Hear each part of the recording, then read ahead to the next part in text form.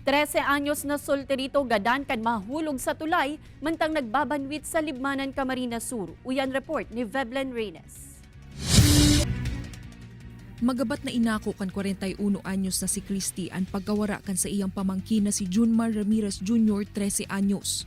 Dahil subot hunaon na ang nakaaging Biyernes na, ang huring bes na mahihiling niya si Junmar na sa diring aki na kung sa iyang bistuhon.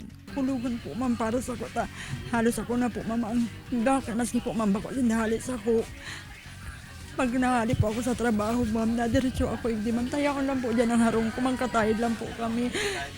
Binawian nin buhay si Junmar makalihis na mahulog sa tulay kan San Juan mantang nagbabanwit sa barangay Libod 2 sa Libmanan, Camarines Sur. Istorya kan paryentes, nahiling ni Junmar ang pirang kaakian na nagbabanwit sa tulay kaya nagbali ini.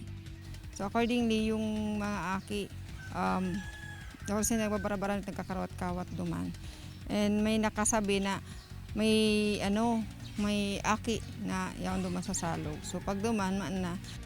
Sa investigasyon kan Libmanan MPS, nagsapo nin matinding tama sa payo si Junmar na dagos kay ning ikinalamos huli sa aksidente subot na pagkakahulog kaini sa tulay na may langkaw na 20 pie. Nakuha ang biktima sa may gilid na porsyon na inikan salog asin tiyempo subuot na hababa pa ang level kan tubig huli tapataob pa sa naini. Naidara pa sa ospital ang biktima alagad pigdeklarar ining dead on arrival. Pagirumdum mo niyan kan PNP ang mas mahigot na pagiya sa kaakian tanganing malikayan ng siring na insidente. Pigbibilaran ngunyan ang biktima sa saindang residensya sa Zona 2 kan Barangay Libod asin piglalauman na maihatod sa iyang lubungan ngunyang semana.